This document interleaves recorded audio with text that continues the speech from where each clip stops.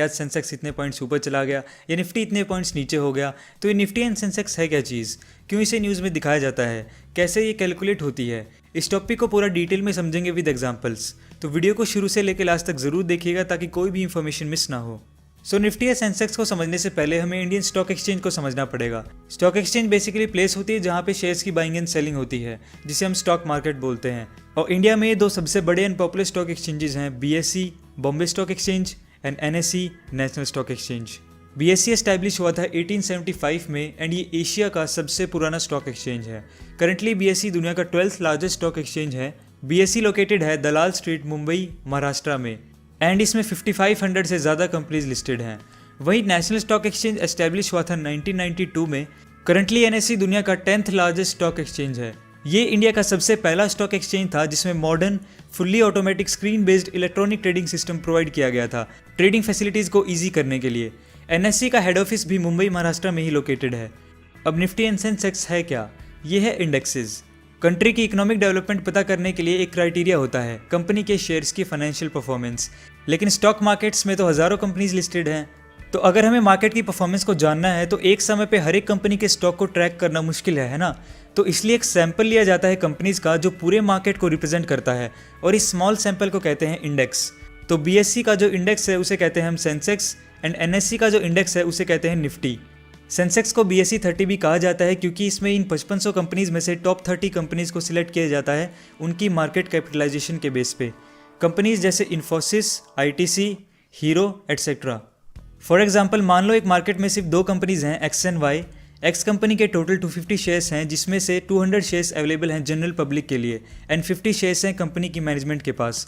और प्राइस पर शेयर हम मान लेते हैं ₹200। तो कंपनी की टोटल वैल्यू कितनी होगी? Total number of shares multiply by each share value, 250 multiply by 200 is equal to ₹50,000। यह है total market capitalisation of company X। दोस्तों 2003 से पहले सेंसेक्स कैलकुलेट करने के लिए टोटल मार्केट कैपिटलाइजेशन को कंसीडर किया जाता था, लेकिन 2003 के बाद से फ्री फ्लो मार्केट को कंसीडर किया जाता है। इन दोनों में डिफरेंस क्या है? फ्री फ्लो मार्केट में हम जो शेयर्स कंपनी के मैनेजमेंट के पास होते हैं वो हम कंसीडर नहीं करते हैं, हम सिर्फ जनरल पब्लिक के लिए जो शेयर्स अवेलेबल हैं वही इंक्लूड करते हैं। तो फ्री फ्लो मार्केट कैपिटलाइजेशन होगा free floating shares multiply by share value is equal to 200 multiply by 200 is equal to ₹40,000। Company Y का फ्री फ्लोटिंग शेयर्स मान लेते हैं 150 and free flow market capitalisation ₹60,000। तो एंटायर मार्केट की free float capitalisation हो जाएगी 40,000 plus 60,000 is equal to ₹1,00,000। अब देखते हैं इससे सेंसेक्स कैसे कैलकुलेट होगा।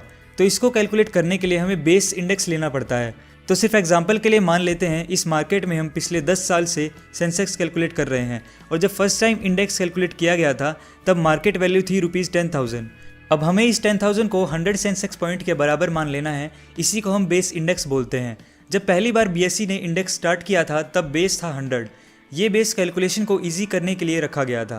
तो जैसे कि हमारे एग्जाम्पल के हिसाब से फ्री फ्लोट मार्केट कैपिटलाइजेशन है 1,00,000। अब 10,000 अगर 100 सेंसेक्स पॉइंट के बराबर है तो आज के हिसाब से 1,00,000 होगा 1,000 सेंसेक्स पॉइंट के बराबर, राइट। अब मान लो नेक्स्ट डे कंपनी X को अच्छा प्रॉफिट हो गया एंड उसका हर एक शेयर ₹50 से बढ़ गया।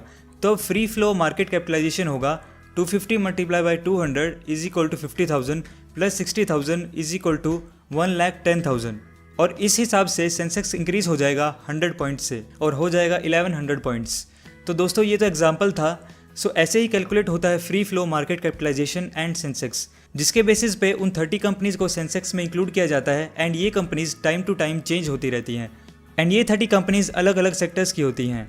मान लीजिए आज सेंसेक्स 34,000 पॉइंट्स पर है। अगर ये ऊपर जाता है मतलब पॉइंट्स इंक्रीज होते हैं तो इसका मतलब इन 30 कंपनीज में से मेजॉरिटी ऑफ द कंपनीज की फाइनेंशियल परफॉर्मेंस अच्छी है, कंपनी को अच्छा प्रॉफिट हो रहा है एंड लोग इन कंपनी के शेयर्स को परचेज कर रहे हैं।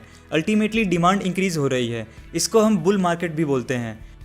और दूसरे केस में अगर सेंसेक्स नीचे जाता है, पॉइंट्स डिक्रीज होते हैं, इसका मतलब है कि इन 30 कंपनीज में से ज़्यादातर कंपनीज की फाइनेंशियल परफॉर्मेंस ठीक नहीं है, कंपनी को कम प्रॉफिट हुआ है या फिर कंपनी का डेवलपमेंट नहीं हो पा रहा है एंड लोग इन कंपनीज के शेयर्स को बेच रहे हैं, मतलब डिमांड डिक्रीज हो रही है।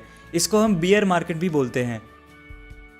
अगर सेंसेक्स ऊपर जा रहा है तो वो इकोनॉमिक ग्रोथ का सिंबल होता है। जैसे बिफोर 2008-9 में जो रिसेशन आया था उससे पहले सेंसेक्स 21,000 पॉइंट्स पे था, लेकिन रिसेशन के बाद ये गिर के 8,900 पॉइंट्स पे हो गया था। इतने सेंसेक्स का गिरने का कारण ये था कि लोगों ने शेयर्स को बेचना शुरू कर दिया था एंड कंट्री में इकोनॉमिक क्राइसिस की सिचुएशन डेवलप हो गई थी। इसीलिए हम सेंसेक्स के बेसिस पर ये डिसाइड करते हैं कि मार्केट ऊपर जा रहा है या मार्केट नीचे जा रहा है एंड कंट्री की इकोनॉमिक ग्रोथ कैसी है। एक और एग्जांपल लेते हैं। आपने कभी नोटिस किया होगा जब भी बजट अनाउंस होता है तब सेंसेक्स में बहुत ज़्यादा फ्लक्चुएशंस आती हैं। तो अगर बजट मार्केट के लिए पॉजिटिव होता है तब सेंसेक्स ऊपर जाता है एंड अगर बजट मार्केट के लिए नेगेटिव होता है तब वो नीचे जाता है। अभी रिसेंटली जो बजट अनाउंस हुआ था उससे सेंसेक्स 840 पॉइंट्स ऊपर चला गया था। अब जैसे सेंसेक्स एक इंडेक्स है बीएसई का, वैसे ही निफ्टी इंडेक्स है एनएसई का।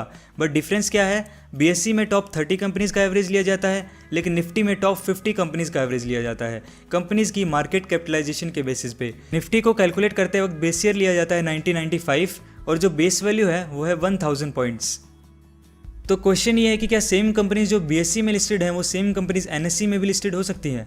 तो इसको इस तरह से देखो, आप कोई प्रोडक्ट ऑनलाइन बाय करते हो तो बहुत सारी वेबसाइट्स हैं जिनसे आप खरीद सकते हो। फॉर एग्जांपल अमेजोन या फ्लिपकार्ट, वो प्रोडक्ट दोनों ही वेबसाइट्स पे अवेलेबल होता है और जो आपको वेबसाइट कन्वीनियंट लगती है, जिसमें आपको प्राइस सही मिलती है, वहाँ से आप परचेज कर लेते हो।